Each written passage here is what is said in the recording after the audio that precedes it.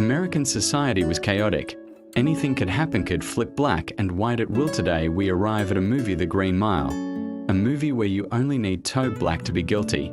The main character of the film is a big black man named as John Coffey. John has a special ability to heal all wounds, physical or injuries, physical or emotional. He even could resurrect a mouse that had eaten. Though holding the greatest power on earth, John still had to live all his life in misery, and even received a death sentence despite doing nothing wrong. Why is everything so twisted like this? If you're curious too, don't go anywhere. Sit tight in front of the screen and let me guide you through The Green Mile, one of the best prison-themed films in the world. On par with Shawshank Redemption, Green Mill Ice, another name for a prison called Cold Mountain Penitentiary. It was called that because its floors were tiled green. It was also the final stop for inmates before they were executed by electric chair. The story begins in 1935. The main character is Paul Edgecombe, who was working as a guard at the Green Mile prison. Paul suffered from urinary inflammation for years. That means what? It means he had trouble peeing. Every pee was painful and made him lose all confidence in bed matters. But let's talk about that later. One day, when the sun was shining a bit, a very special prisoner was escorted to the Green Mile. He had a massive body. If not totally too big for a normal person, Paul looked at the death row prisoner with a not so comfortable face. Partly because it still hurt when he peed, partly because he'd never seen such a large death row inmate, most importantly, because this guy, Percy Walden T. Shut up. A quick intro. This guy was technically a subordinate but happened to be the governor's nephew. So he always acted cocky, showing off like I got powerful friends kind of attitude, so naturally. No one liked him. In contrast with Percy, small but cocky, the giant prisoner was strangely gentle. John answered the guards' questions with a very soft voice mixed with the suffering tone of the powerless. His eyes often welled up, looking as if he could cry anytime. Especially, John had a terrifying fear of being alone in the dark. Hearing that, Paul was like, bro, you guys think we've got the right guy? With the instincts of someone experienced, Paul felt something was off, so he decided to reread the entire case file. The tragedy happened in a rural, remote area. 2 little girls from one family suddenly went missing. Suspecting his kids were kidnapped, the father called on the villagers to search the whole area to find the culprit. The search quickly brought results.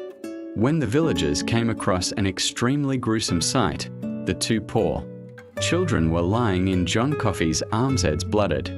John was screaming, and without further investigation, John was immediately sentenced to death that night. Paul went home with a heart full of doubt and confusion.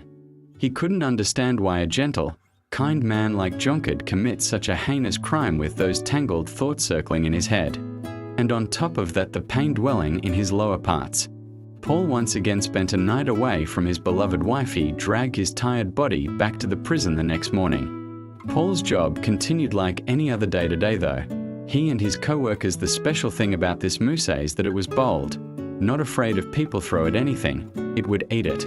Then it would crawl back into the isolation room, a sealed room. But what was it doing in there? Paul and the others pulled everything out of the isolation room to find the mouse, but no mouse at all, nor any hole or tunnel in the end. How the mouse escaped, Paul didn't know. Nor did anyone else. They just knew that in the following days it kept appearing before everyone gradually got used to its presence and weren't annoyed except Percy. This guy hated it passionately and was willing to do anything to kill it. Paul was not pleased with Percy's attitude. He said actions like this could agitate the prisoners. The more Paul warned, the more Percy acted smug, which made Paul and the others really annoyed. Just short of laying hands on him, but they didn't because he was about to be transferred soon. So Paul decided to endure for a few more days.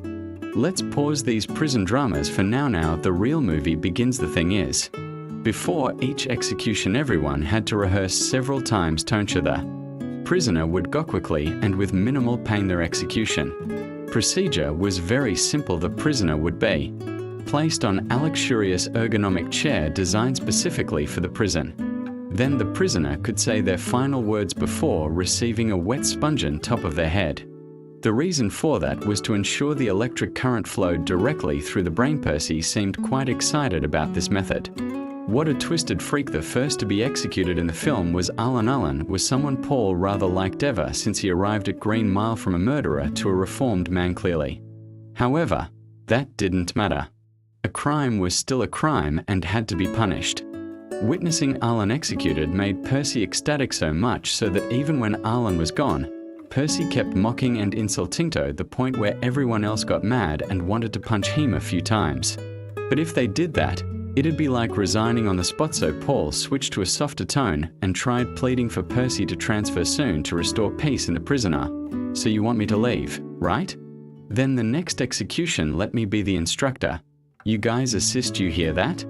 I'll leave after that. That way, both sides win, right? Okay. As long as you get out of here. In another development in cell number 7. Something magical happened called Mr. Jingles actually.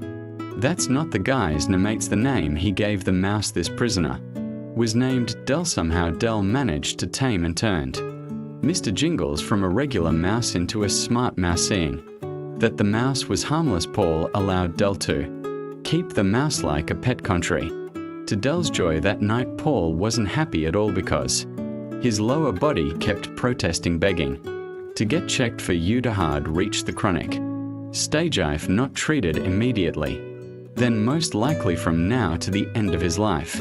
The only thing he could do with his wife was just watch, but maybe due to being busy or lazier maybe back then. Being sick like that, having that problem was embarrassing, so the next day Paul just went to work and silently endured the pain. However, something unexpected happened that day. The Green Mile prison welcomed another prisoner named Bill Wharton. Bill had a face that looked emotional at first glance, but then in a not so emotional moment, Bill single-handedly wrecked the prison, knocked out the guards, and dared to kick Paul full force in the groin. After a struggle, the team finally subdued the mad dog. Luckily, no one was seriously hurt except Paul. The critical blow worsened his condition. Paul collapsed on the floor in pain. Suddenly, a deep voice echoed, "I need to speak with you right now." "It's nothing, just a stomachache."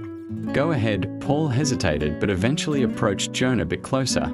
Sounded a little sus, but Paul still trusted him. As Paul got closer, John suddenly hugged his small frame. His other hand reached straight down below. Dell rushed up in panic upon seeing this, but John wouldn't stop. Squeezed even harder, so hard that the ceiling bulb exploded. Only then did John let go. But wait, he started coughing violently, and from his throat some kind of substance burst out like a hive, exploding, then vanishing like it never existed after releasing it. John was drained, asked to rest a bit to recover his manner. Paul still hadn't recovered mentally. He felt like he got a system update. Paul slowly entered the restroom, and then, surprise, surprise, it was Paul's most satisfying and comfortable pee in 10 years. Returned home in a joyful mood, Paul suddenly found his wife strangely attractive. Male hormones surged like a tide by 8 p.m. that neither was determined to teach his wife to pronounce the alphabet from A to Z in 19 years. Paul had never had such a happy night, and to repay John's favor, Paul decided to visit lawyer Hammersmith, one who once defended John in this Casado, reopened the case in hopes of finding some proof to prove that John was innocent. Contrary to Paul's expectations, that lawyer never really wanted to defend John. In his eyes, black men were no different than dogs, normally harmless, but once they go rabid, they could bite at any moment. Hammersmith didn't deny that John was a good man, but he didn't believe John was good full time. After hearing that, Paul knew this guy was racist, so he still held his belief that John was a good man with decades in the job. Paul knew what bad people looked like, and John definitely wasn't one of them. Neither were Dell and his mouse, but that guy Bill Wharton? Absolutely. Day after day, Bill tried every way to provoke the guards. This dude got so arrogant even the guards lost count of how many times they threw him into solitary. But sometimes Bill was kinda useful. Once he scared Percy so bad he nearly peed himself. Percy, once full of pride, feared nothing and no one, but now Percy couldn't raise his voice. Luckily, Paul was a good man and promised Percy that what happens in Green Mile stays in Green Mile. Thought from then on that kid would learn to respect elders. But nope, and on one fine day while Paul was giving Dell a little talk before his Execution before the man was taken out for. Execution suddenly Percy spotted Mr. Jingles along the corridor and Percy stomped, hard crushing Mr. Jingles right in front of Dell, and the guards then casually walked away like nothing happened. Right when Dell was at his most hopeless, John reached out and asked to save Mr. Jingles with his black magic. John brought Mr. Jingles back to life again, and the shock and confusion of the prison guards finished dealing with the mouse. Paul and his colleagues went to Pacito. Teach that guy a lesson, either behave until you're gone from here. Tomorrow I'll tell the world how terrible your piece smells still the same. And then the next execution day commit was a stormy, thundery day. Dell sadly wished he had met the guards earlier. Maybe then he could have turned into a good man, but oh well. Maybe next life. Dell sadly handed Ratatouille to John to keep, then slowly walked into the execution room. The execution leader today, ironically, was Percy. Why do I say ironic? Because Percy never liked Dell or his mouse. When Dell sat on the electric chair, Percy was thrilled, even had a wicked plan in his head. Oh, you remember the sponge detail? There's one rule when executing prisoners: the sponge must be wet so the prisoner can go peacefully. Less pain, but Percy played dirty while no one was looking, placed a dry sponge on Dell's head. This part is too brutal, so I'll cover it. Just imagine a burning power pole. It was so horrific. Everyone stood up and left for Paul and the others. This was the most barbaric execution they'd ever seen. Though he wasn't physically present in the room, John still felt all the pain Dell went through. Percy's action earned him a divine punch. Paul was also furious, but on the bright side, Percy won't be here anymore, back in the cell. Paul saw John crying. Turns out not only John felt Dell's pain, even Mr. Jingles did too. Maybe because he couldn't take it anymore, so he left John's arms without a single goodbye. But anyway, let's leave that for later. The next morning, Paul and wife visited the boss. His name was Holler. Great career, but his wife was mentally ill, frequently unstable, her body deteriorating, no life left in her. Hal really wanted to cure his wife, but all doctors had given up. Maybe not all hope was lost. Paul suddenly remembered John's special power, so the next day he gathered the Brother Stowe plan, bringing John to cure the warden's wife. The plan involved everyone except this handsome young warden, because he had a wife and 2 kids. If he got fired, he'd have to eat *tan. So the plan began. The prisoner Bill Wharton was drugged for Percy. His luck ran out, caught reading hentai manga. Let's go off to solitary, you goons. All were set up. Paul went to open the door for John, who somehow already knew the plan thanks to some psychic power. While walking, John was suddenly stopped by Bill Wharton's filthy hand. The handshake wasn't tight, but John looked extremely hurt and angry. Spoiler alert, John had psychic power to see the past of anyone he touched, and in this scene, he saw Bill's crime. What crime it was, we'll see soon. Afterward, the team quickly brought John to Hal's house in the middle of the late night, bringing a prisoner to the boss's home at night. Sounds kinda wrong, but all of Hal's doubts were wiped away when he saw John perform black magic, bringing his wife back whole and beautiful, with no sign of illness. This is a real-life miracle. As usual, after using his power, John got tired and needed rest. The team knew that, so they quickly brought him back. But this time Paul found it odd because nothing flew out of John's mouth. Normally you'd see that. Could something have gone wrong this time? Turns out John kept it inside, waiting for the right time, and transferred it all to Percy. After Percy swallowed it, his face went blank, walked away slowly, dazed. Then he turned to look at Bill Wharton with teary eyes. Bang, bang, bang. Percy coldly executed Bill as everyone watched in shock. At that moment, the dreadful substance exited Percy's mouth and vanished. Paul, stunned, asked John why he did that. John didn't say much. He just took Paul's hand and showed him all the crimes Bill had committed. Horrifying visions filled Paul's mind. And guess what?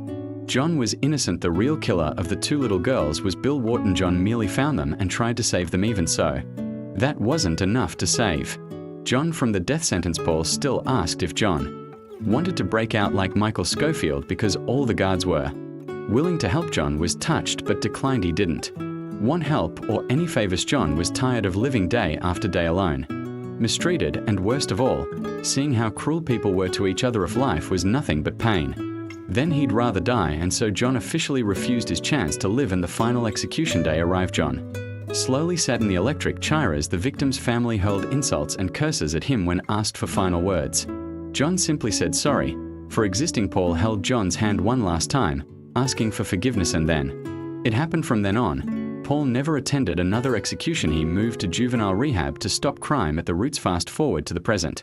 Paul had aged into an old man, but not just any old man, turns out. After contact with John, Paul was given something that extended his life for many. This would be a gift, but for Paul, it was a punishment for extinguishing a miracle from God. But you know what's more surprising than Paul's age? It's Mr. Jingles, the old mouse, still alive and well, probably because John also passed some of his power to him because of that. A mind-twisting question arises: if John could make a mouse live that long, then how many years will Paul have to live on this earth? No one has been able to answer this question.